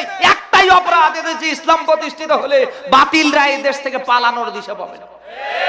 আর কোনো কিছু নেই, একটাই অপরাধ, আমরা হক কথা বলি। বাতিলদের টার্গেট কি আমার মতো সব টুপিওয়ালা? এই যে মাজারে ৮ রশিতে দাড়ি নিয়ে টুপি নিয়ে জুব্বা আব্বা নিয়ে যে হুজুররা সেজে বর্তমান তারা জমজমাট ব্যবসায় পড়ে আছে, সারা দেশ থেকে জেলায় জেলায় থেকে মানুষ যাচ্ছে, কেউ টাকা পয়সা গরু নিয়ে। বাতিলের টার্গেট কি ওই ৮ রশির হুজুরদের? বাতিলের টার্গেট কি ওই পেট বড় করা হুজুরদের? বাতিলের টার্গেট কাদের উপরে জানেন? যারা এই দেশে ইসলামের পক্ষে, কোরআনের পক্ষে, ইসলামের সমাজ রাষ্ট্র গঠনের পক্ষে কথা বলে। এখন আপনি যদি বলেন আমি আল্লাহর নবীর উম্মত দাবি করছি, আল্লাহর নবী যেটা করেছে আমার ওটার দরকার নেই, আপনি যদি এই আকীদা নিয়ে মারা যান, এই আদর্শের হন, অন্তত কিয়ামতে রাসূলের সুপারিশ আপনি পাবেন না। আল্লাহর নবীর সুপারিশ পেতে গেলে অবশ্যই আল্লাহর নবী মুহাম্মদুর রাসূলুল্লাহর চরিত্র আদর্শ, আল্লাহর নবী মুহাম্মদুর রাসূলুল্লাহর আনিত জীবন ব্যবস্থা ইসলাম জিন্দা করা প্রতিষ্ঠার পক্ষে থাকতে হবে। আর থাকতে গিয়ে ও জেলখানায় আল্লামা সাঈদীর মতো আপনাকেও যাওয়া লাগতে পারে। এই মুসলমান পারবেন কারা? দেখি লিল্লাহে তাকবীর। ৯৬% মুসলমানের দেশে সামিয়ানায় শেষ। আমরা যদি ওই পক্ষে থাকতাম, এদেশে আলেমদের বিরুদ্ধে, ইসলামের বিরুদ্ধে, কোরআনের বিরুদ্ধে, আল্লাহর বিরুদ্ধে, তার রাসূলের বিরুদ্ধে কেউ আজে বাজে কোনো কথা বলে ২৪ ঘন্টা বাংলার মাটিতে হেঁটে বেড়াতে পারতো না। আমাদের এই জায়গায় এ পর্যন্ত শেষ। আর যদি আমরা মুসলমানেরা মুনাফিক না সাজতাম, এদেশে একটা আলেমের নামে মামলা দেওয়ার সাহস পেত কেউ? কোরআনের মাহফিলে কোনো আলেমকে কাউন্টার দেওয়ার কারো বাবার ক্ষমতা হতো? কিন্তু আমরা তো হয়েছি সব মুনাফিকের গোষ্ঠী, খাওয়া যেখানে আমরা সেখানে। আমার ভাইরা, এই জন্য দুনিয়ায় যদি আপনি রাসূলুল্লাহর উম্মত দাবি করেন, যে কিয়ামতের ময়দানে ওই রাসূলের সুপারিশ নিয়ে আমি হাউজে কাউসার খেয়ে কলিজা ঠান্ডা করে জান্নাতে যাব, এখন আমি আপনাদের মাঝে জানতে চাই, ওই রাসূলের আনিত জীবন ব্যবস্থা ইসলাম কায়েমের পক্ষে থাকার দরকার আছে না নেই? ইসলাম প্রতিষ্ঠিত হোক আর না হোক, চেষ্টা করা আমাদের কাজ, আর প্রতিষ্ঠা করা কার কাজ? প্রতিষ্ঠা হলেও ষোলো, না হলেও ষোলো। আমাদের মালিক আমাদের বেতন দেবে না? কেউ যদি কারো বাড়িতে ৬ ঘন্টা ধরে কাজ করে, সে কামলা দেয়, পাইট দেয়, আপনাদের এলাকায় কি বলেন? জোন। এখন এই ৮ ঘন্টা কাজ করার পরে সন্ধ্যার আজান হয়ে গেছে, বা তার আগে লোকটা বাড়িতে ফিরে এসেছে, জমিতে যা কাজ হয়েছে যেভাবেই হোক যদি তছনছ হয়ে যায়, লস আপনার না, লস কিন্তু মালিকের। কথা বলে না কেন? ইসলাম আমার আল্লাহর, কোরআন আমার আল্লাহর, এর সমাজ রাষ্ট্র বাস্তবায়ন করার দায়িত্ব, কাজ আপনার। আপনি কাজ করে যান, ও হোক আর না হোক, কারা কোথায় উড়িয়ে দেবে ও দেখার দায়িত্ব কার? এই জন্য আল্লাহর নবী, বুখারীর বর্ণনায় হাদিসটি এসেছে, নবীজি বলেন, মান তামাসসাকা বিসুন্নতি ইনদা ফাসাদি উম্মতি ফালাহু আজরু মিআতা শাহিদ। নবীজি বলেন, দুনিয়ায় কেউ যদি আমার একটা মরা সুন্নাত জিন্দা করতে পারে, ১০০ গলা কাটা শহীদের সওয়াব আল্লাহ আমলনামায় দেবে। এই মরা সুন্নতে টুপি মাথায় দেয়া, দাড়ি বড় করা, আমার মতো সাদা জুব্বা পরা, এই মরা সুন্নত হলো আল্লাহর দিন তথা ইসলাম বিজয় করা। আমরা দেখতে পাই কেউ না কেউ টুপি মাথায় দেয়, কেউ দেয় না, কেউ দাড়ি বড় করে, কেউ করে না, কেউ আবার একে রাখেই না, সফাং। এ তো যশোরে নেই না? কেউ সালাম দেয় না, কেউ খাওয়ার পরে মিষ্টি খায় না, কেউ না কেউ এ সুন্নতগুলির আমল করছে। কিন্তু যে সুন্নত একেবারে মরেই গিয়েছে, নবীজি বলেন এই মরা সুন্নত আমার ইসলাম জিন্দা প্রতিষ্ঠার পক্ষে, বিজয় করার পক্ষে কেউ যদি কাজ করে 100 গলা কাটা শহীদের সওয়াব আল্লাহ আমলনামায় দান করবে। এই আমাদের দরকার আছে। আমি আবারও বলছি, কান খাড়া করে শোনা লাগবে। আপনার আমার যা হবে এ যে যদি ইসলাম দিয়ে না হয়, বিশ্বনবী মুহাম্মদুর রাসূলুল্লাহর আনিত জীবন ব্যবস্থা, তার নাম ইসলাম, আল্লাহর নবী মুহাম্মদুর রাসূলুল্লাহর দেখানো পথে না হয়, আপনি দুনিয়ায় করেই যাবেন, কোনো লাভ হবে না। এই দেশে অনেক বুজুর্গ দাড়ি টুপি জুব্বা আব্বা দেখলে মানে জান্নাত থেকে পালিয়ে এসেছে, কথা কয় না। এক একটার পেট এত বড়, মহিলার দেখলে লজ্জা পায়, ডাক দিয়ে বলে আব্দুর রহমানের আব্বা, পেটে সন্তান এসে আমার পেট বড় হয় আমি মানলাম, হুজুরের পেট এত বড়, কথা কয় না। এরকম মানুষ এই দেশে নেই।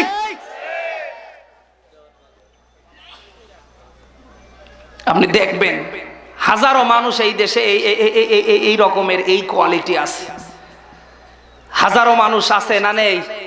আরো জোরে বলেন।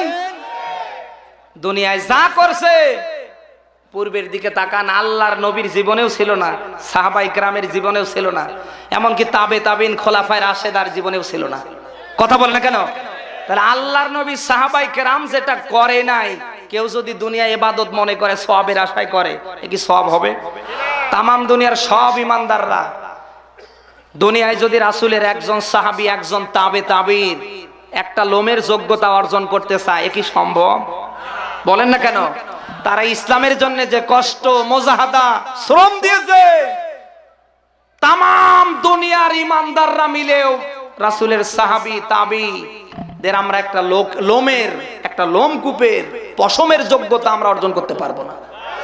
সেই রাসূলের সাহাবায়ে কেরাম তাবিঈন খোলাফায়ে রাশেদিন যারা আল্লাহর নবী মুহাম্মদ রাসূলুল্লাহর দেখানো পথে নবী যেটা করেছেন তারা সেটা করেছে, সেই রাসূল এবং সাহাবায়ে কেরাম তাবিঈনকে বাদ দিয়ে আজ অনেকে এই দেশে আছে যারা আল্লাহ রাসূলের আশেক দাবি করে, অথচ তাকিয়ে দেখেন তাদের ভেতরে রাসূলের চরিত্র আদর্শ, রাসূলের আনিত জীবন ব্যবস্থা ইসলাম নেই, শুধু খাওয়ার ধান্দায় বসে আছে। এমন উম্মত তো এই দেশে রাসূলের নেই নাকি? হ্যাঁ, কিয়ামতে আল্লাহর নবী 2 শ্রেণীর মানুষকে হাউজে কাউসার দেবে না, কিয়ামতে দেবে না। তার ভেতরে 1 নাম্বার হলো বেদাতকারী, যেটা নবী করেনি, সাহাবায়ে কেরাম করেনি, কেউ যদি সওয়াবের আশায় করে এর নাম বেদাত। এর নাম কি? এই বেদাতকারীদের ঠিকানা জাহান্নাম। সেদিন তারা রাসূলের সুপারিশও পাবে না ও হাউজে কাউসারও পাবে না। আর এক শ্রেণী হলো শিরককারী, যারা আল্লাহর ক্ষমতা বিশ্বাস করে না, যারা আল্লাহর আইন বিশ্বাস করে না, যারা আল্লাহর ইসলাম বিশ্বাস করে না, তারা নিজেকে আমার আল্লাহর কাছাকাছি দাঁড় করায়। আল্লাহ বলছেন ফালা তাজআলু লিল্লাহি আনদাদা ওয়া আনতুম তা'লামুন। সূরা বাকারার 22 নম্বর আয়াতের শেষে আল্লাহ দিয়েছেন, আল্লাহ পাক বলেন আমি আল্লাহর সাথে অন্য কাউকে তোমরা দাঁড় করাও। আজ আমরা করে বসে আছি। তাহলে 1 নম্বরে বেদাতকারী, 2 নম্বরে শিরককারী, রাসূলের সুপারিশ বলেন এর থেকে আল্লাহ যেন আমাদের বিরত থাকবার তৌফিক দান করে। সুন্নাত আর বেদাত কি এক জিনিস? সুন্নাত আলাদা, বেদাত ইবাদতের মধ্যে, ইসলামের মধ্যে যেটা ঢুকে ফেলবেন এর নাম বেদাত। এর নাম এই যে ঈদে মিলাদুন নবী, এ কি রাসূলুল্লাহর, সাহাবায়ে কেরামের? এটা মানুষের বানানা। মুসলমানের জন্য 2টা উৎসব, তার মনে হয় 14 ফেব্রুয়ারি একটা নাকি, ঈদুল আজহা আর ঈদুল, বলেন না কেন? এই 2টা বাদ দিয়ে মুসলমানের অন্য কোন ধর্মীয় উৎসব পালন করা জায়েজ নেই। কেউ যদি পালন করে সওয়াবের আশায় গুনাহ হবে। আপনি যদি দলিল থাকে নিয়ে আসেন।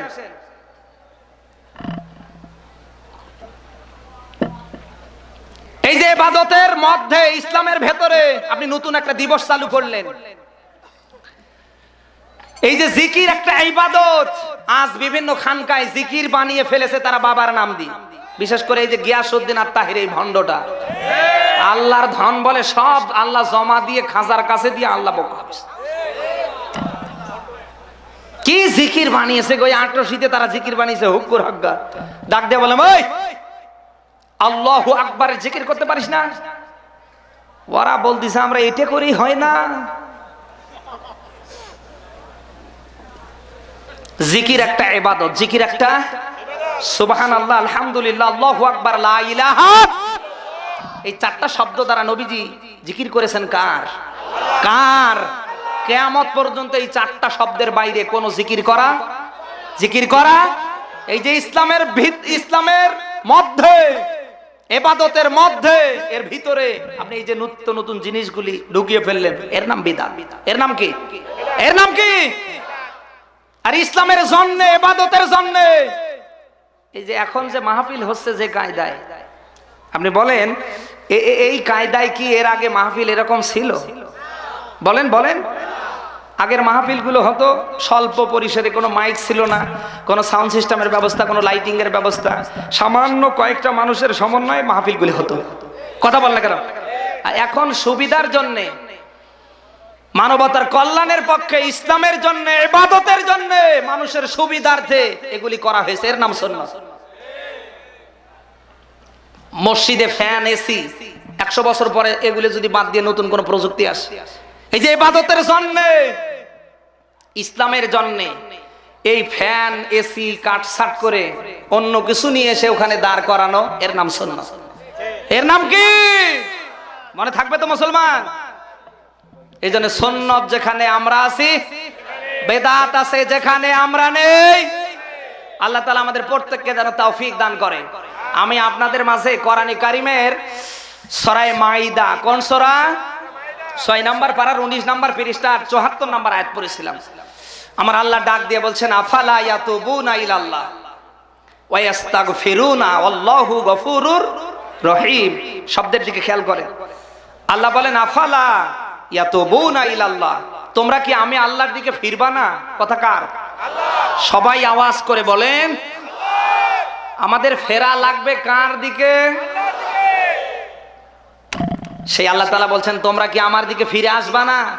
ওয়া ইস্তাগফিরুনা, তোমরা কি আমার কাছে ক্ষমা চাইবা না? আমাদের ক্ষমা করার জন্য বসে আছে কে?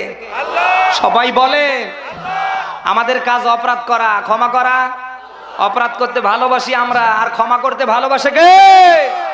বুখারীর বর্ণনায় আল্লাহর নবী দিয়েছে, দুনিয়ায় মানুষ যখন অপরাধ বাদ দিয়ে এক আল্লাহর দিকে ফিরে আসে, কারো হারানো জিনিস ওই মালিক যখন পূর্ণায় ফিরে পায়, সে যতটুকুন না খুশি হয়। নবীজি বলেন কেউ যদি খারাপি থেকে, কেউ যদি অন্যায়, অশ্লীলতা, বেহায়াপনা থেকে আল্লাহর দিকে ফিরে আসে, আমার আল্লাহ তার চেয়ে বেশি খুশি। সূরা ফুরকান 70 নম্বর আয়াতটা আল্লাহ বলেন ইল্লা মান তাবা ওয়া আমানা ওয়া আমিলা আমালান সালিহা ফাউলাইকা ইউবাদদিলুল্লাহু সাইয়্যাতিহিম হাসানাত ওয়া কানাল্লাহু গফুরুর রহিমা। সূরা ফুরকান কোন সূরা? বলেন বলেন। 70 নম্বর আয়াত। শব্দের দিকে খেয়াল করেন, আয়াতের দিকে। আল্লাহ বলেন তারা বাদ দিয়ে, ওরা কারা? যারা খারাপি ছেড়ে ভালো কাজ করে, ঈমানটা দৃঢ় করে, মজবুত করে। আল্লাহ বলে আর যত অপরাধ হয়েছে, পূর্বের সমস্ত অপরাধ আমি আল্লাহ রদ বদল করে নেকি বানিয়ে দিই। ইসলামের বিরুদ্ধে, কোরআনের বিরুদ্ধে, আলেমদের বিরুদ্ধে, আমার আল্লাহর বিরুদ্ধে, তার রাসূলের বিরুদ্ধে যা হয়েছে, এখনো সময় আছে। আজরাইল আসতে আরো কয়েকদিন বাকি আছে। কথা কয় না? আপনি যদি ফিরে আসতে পারেন, আমার আল্লাহর ওয়াদা আপনাকে আল্লাহ মাফ করে দেবে। পূর্বের যত অপরাধ সব আল্লাহ নেকি বানিয়ে দেবে। আল্লাহ বলেন আল্লাহু গফুরুর রহিম, আমি আল্লাহ ক্ষমাশীল, আমি আল্লাহ দয়ালু। সুবহানাল্লাহ বলতে পারো না? বুখারী মুসলিমের একটা হাদিস। ওই সময় বানি ইসরাইলের এক যুবক 99টা মানুষ হত্যা করে ফেলেছে। লোকটার মনের ভিতরে হঠাৎ করে চিন্তা এসে গেছে, আমি করছি কি রে? আমার তো মরা লাগবে। এই অবস্থায় যদি আমি কিয়ামতের ময়দানে আল্লাহর আদালতে দাঁড়িয়ে যাই, তাহলে তো আমি ধরা খাবো। লোকটা ভালো হবার চিন্তা চেতনা নিয়ে ময়দানে মার একদম সামনে দেখে এক লোক ডাক দিয়ে বলছে, ওই দাঁড়া, আমি 99টা মানুষ খুন করেছি এই তরবারি দিয়ে। লোকটা চিন্তা ভাবনা করছে, তা আমি কি করতে পারি? তোর কিচ্ছু করা লাগবে না। এ ভাই বসেন না কেন, শেষ করবো তো। এই 2 নম্বরে যাবে। এই 99টা মানুষ খুনকারী যুবক ডাক দিয়ে বলছে, শোন, আমি এখন ভালো হতে চাই। এখন ওই যুবক যখনই এ কথা বলেছে, লোকটা বলছে, 99টা মানুষ মেরে ভালো হতে চাও? জীবনে সম্ভব না। যুবকের রাগ গিয়েছে বেড়ে, কি আমার যদি ভালো হওয়ার কোনো সুযোগে না থাকে তাহলে তোকে বেঁচে লাভ কি? ওই এক কোপ দিয়ে দুনিয়া থেকে বিদায় করে ফেলেছে। রক্তাক্ত তরবারি, রক্তাক্ত চক্ষু, মন মানসিকতা নিয়ে সে সামনের দিকে যাচ্ছে। আবার দেখে একটা লোক, এই দাঁড়া। এবার ওই লোকটা তার সামনে থমকে দাঁড়ায়। এটা হাদিস না কিচ্ছা? বলে না কেন ভাই? ডাক দেবো, যাই দাঁড়া, আমি 99টা মানুষ মেরে তোর মতো একজনের সামনে এসেছি যে আমার ভালো হওয়ার সুযোগ আছে। সে বলছে নেই। আমি তাকেও কেটে টুকরো করে এই দেখ, এখন তুই বল কোথায় গেলে আমি ভালো হতে পারবো, আমার এই অপরাধ আল্লাহ মাফ করে। এখন ওই লোকটার চেহারার দিকে, পেটের দিকে, মোষের দিকে, চুলের দিকে, আর মোশামের দিকে, তরবারির দিকে তাকিয়ে বলছে, ওই যে জনপদ নগরী দেখা যায়, ওর ভেতরে একজন আল্লাহওয়ালা আছে। আমি বলছি ওখানে গেলে আল্লাহ হয়তো আপনাকে মাফ করবে। মনের খুশি নিয়ে, আনন্দ নিয়ে লাভ দিয়ে দিয়ে দৌড় মেরে যাচ্ছে। হঠাৎ করে আল্লাহর ইশারায় মালাকুল মউত এসে হাজির, জান কবজ করেছে, লোকটা পড়ে গেছে। এদিকে 100 খুন করার দায়ে জাহান্নামের ফেরেশতারা দূরত্ব মাপছে, আবার এদিকে জান্নাতের ফেরেশতারা, এই যে লোকটা ভালো হবার জন্য দৌড়ে গেছে, জান্নাতের ফেরেশতারা দূরত্ব মাপছে। আমার আল্লাহ যে ক্ষমাশীল, বান্দার উপরে যে আল্লাহর দয়া আছে তার বাস্তব প্রমাণ। অবশেষে আমার আল্লাহ একেবারে জান্নাতটা তার কাছাকাছি নিয়ে এসেছে। এই হাদিস থেকে প্রমাণিত হয় আল্লাহ ক্ষমা করার জন্য আমার আপনার উপরে বসে আছে। কখন, কোন সময়? এজন্য তো বিশ্বনবীর জান কবজার সময় আজরাইলের সাথে রাসূলের আলটিমেটাম জিবরাইলের সাথে আছে না নেই? আমার উম্মত যদি তোমার হাতে ধরা খাওয়ার 1 সেকেন্ড আগে সে যদি তাওবা করে, আমার আল্লাহ মাফ করবে কিনা? আল্লাহর নবী মুহাম্মদ রাসূলুল্লাহকে জিবরাইল আল্লাহর পক্ষ থেকে মেসেজ দিয়েছে, হে রাসূল, আপনার উম্মত তার অপরাধ বোঝার পরে আজরাইল আসার আগ পর্যন্ত, আজরাইল এসে গেছে, এখনো যদি তওবা করে আল্লাহর দিকে ফিরে আসে, নিজের অপরাধ বুঝতে পারে, তোমার রব তোমার উম্মতকে মাফ করবে। কিন্তু দুঃখের সাথে বলতে হয়, আল্লাহ ডাকছে প্রতিদিন আমাদের। এটাও বুখারী মুসলিমের হাদিস, সূরা মুমিন 60 নম্বর আয়াতে দেখবেন, 24 নম্বর পারার 13 নম্বর পৃষ্ঠার 2 নম্বর লাইনের 60 নম্বর আয়াত। এটা ওয়াকালা রাব্বুকুম উদউনি আস্তাজিব লাকুম। আল্লাহ বলে, বান্দা তোমরা আমাকে ডাকো, আমি আল্লাহ তোমাদের ডাকে সাড়া দেব। এর ব্যাখ্যায় বুখারী মুসলিমের হাদিস এসেছে, প্রত্যেক রাতের 1/3 আল্লাহ আসমানে আসে, ডাক দিয়া বলে, কে আসো আমার কাছে ক্ষমা চাও? কে কত বড় অপরাধ করেছো আমার কাছে ক্ষমা চাও? তুমি ক্ষমা চাইতে দেরি করবা, আমার কাছে মাথা নত করতে দেরি করবা, আমি আল্লাহ তোমাকে ক্ষমা করতে বিন্দু মাত্র দেরি করব না। কে আসো আমার কাছে সাহায্য চাওয়ার? কে আসো আমার কাছ থেকে বিভিন্ন সমস্যা দূর করা? আমি আল্লাহর কাছে ফরিয়াদ করো, আমি আল্লাহ তোমার ফরিয়াদ কবুল করব। আমরা কি ওই ধান্দায় আছি?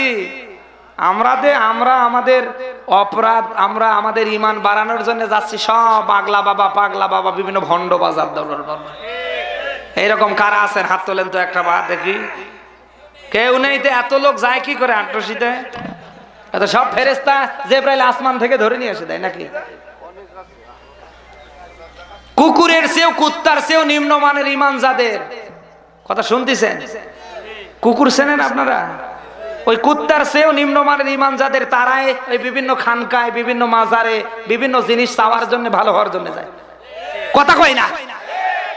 এই শয়তান তো কি দেবে? ওই মরা মানুষ, ওই বাবা তোরে কি দেবে?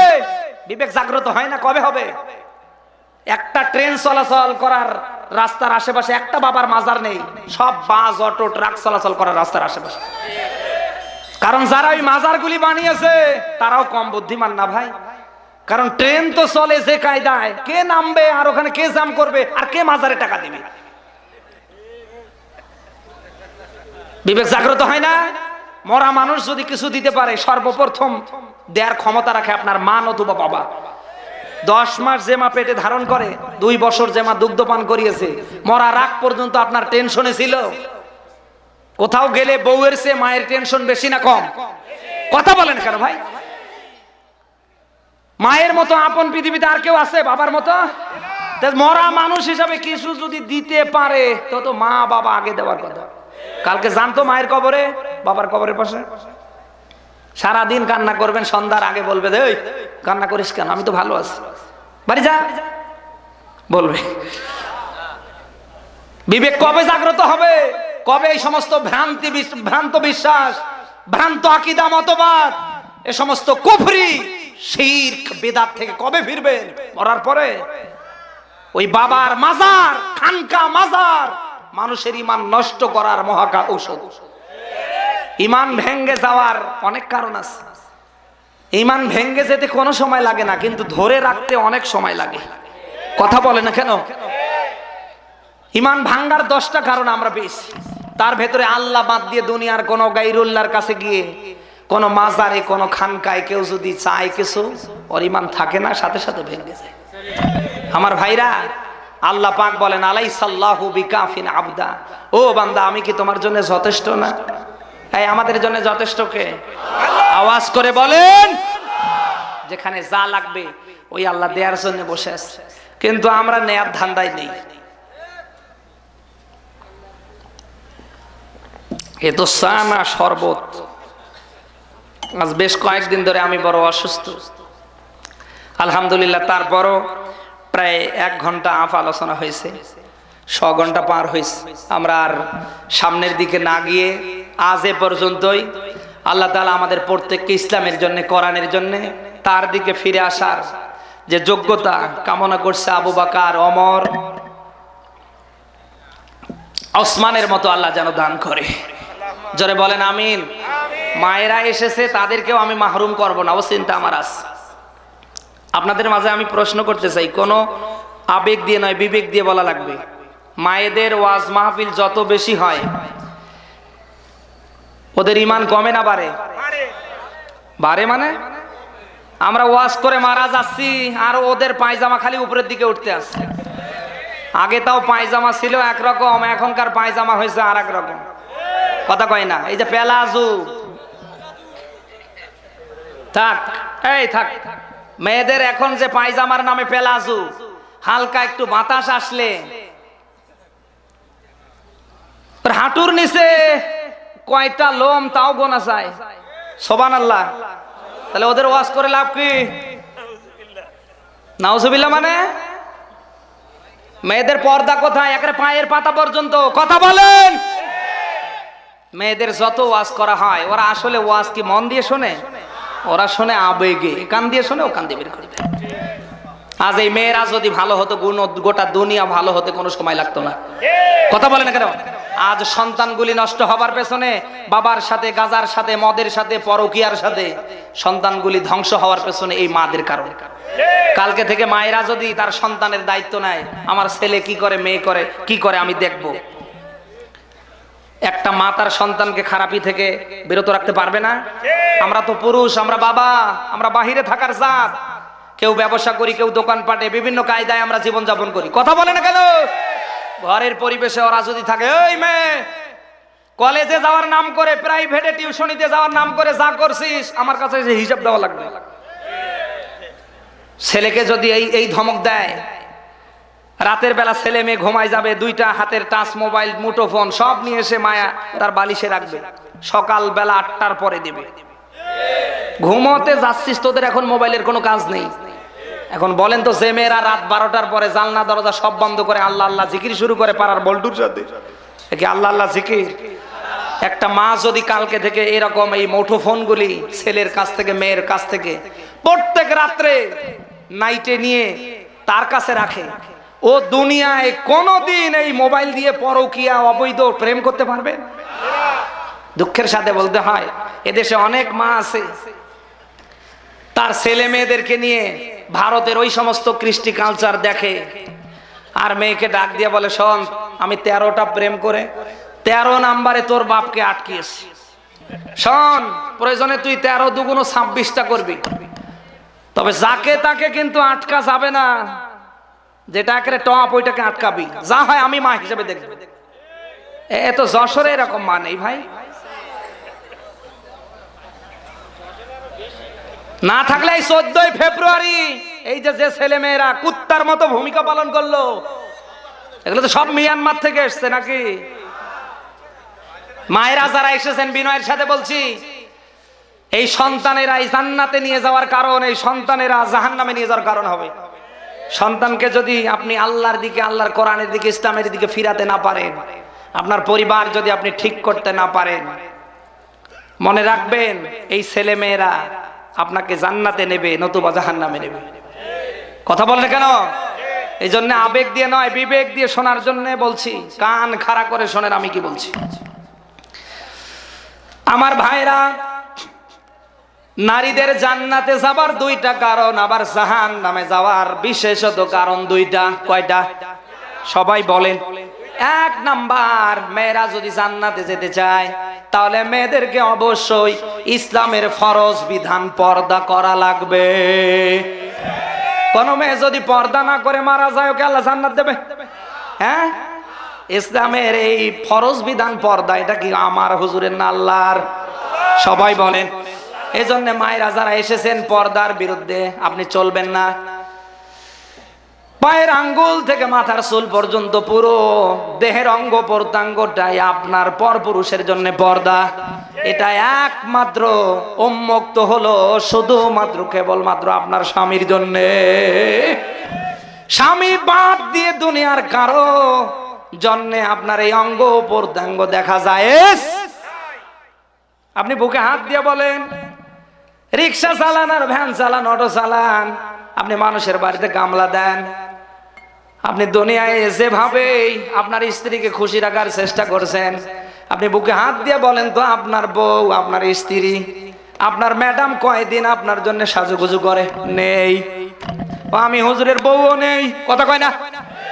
ঘরের পরিবেশে সব সিরা ফাটা ময়লা কাপড় পরে থাকে, মনে হয় সিমটি দিলে 3 মণ ওজনের ময়লা উঠে। যখন কোনো বিয়ে শাদীর অনুষ্ঠানে, যখন কোনো মার্কেটে, যখন ওর দুলা ভাই আসবে, তখন 7-8 ঘন্টা লাগে ওর সাজুগুজু করতে। মায়েরা যারা এসেছেন, একমাত্র শুধুমাত্র সাজুগুজু করা লাগবে আপনার স্বামীর জন্য। যতক্ষণ সাজুগুজু করবেন, সাদগা করার সওয়াব আল্লাহ মোল্লামাই দেবে। আর ঘর থেকে যখনই আপনি বের হবেন, পাড়ায় যান, বাবার বাড়িতে যান, বাজারে যান, মার্কেটে যান, আপনার কর্ম ক্ষেত্রে আপনি যান, অবশ্যই অবশ্যই বোরকা নামক ওই পর্দা আপনার গায়ে নেওয়া লাগবে। এখনকার মেয়েরা যে পর্দার নামে বোরকা পরে, আসলে এটা পর্দা না, ফ্যাশন। কথা বলেন। মায়েরা যারা এসেছেন, এই ফ্যাশন করেন কেন? আপনাকে বোরকা পরা লাগবে, পর্দা করা লাগবে মদিনার মেয়েদের মতো। মদিনার মেয়েরা যে পর্দা করে, যে বোরকা পরে, আপনার মতো মা 3টা ঢুকলেও জায়গা থাকবে। আর আপনি মা ফ্যাশন হিসাবে যে বোরকা পরছেন, ওটা তো একটা আঙ্গুল ঢোকানোর সুযোগ নেই, বরং আপনার বুকের সাইজ, মাজার সাইজ দিয়ে দিয়ে আপনি বোরকা বানিয়ে নেন। সুবহানাল্লাহ নাকি? আমি আবারও বলছি, শুধুমাত্র কেবলমাত্র আপনার এই দেহের মালিক আপনার স্বামী। আপনার স্বামী বাদ দিয়ে দুনিয়ার কারো জন্য এই দেহটা ভোগ করা জায়েজ নেই। তাহলে জান্নাতে জাহান্নামে যাওয়ার কারণ কয়টা বলছিলাম? তার ভেতরে 1 নাম্বার, মেয়েরা যদি দুনিয়ায় পর্দা করে, কার দিকে তাকিয়ে? আরো জোরে বলেন।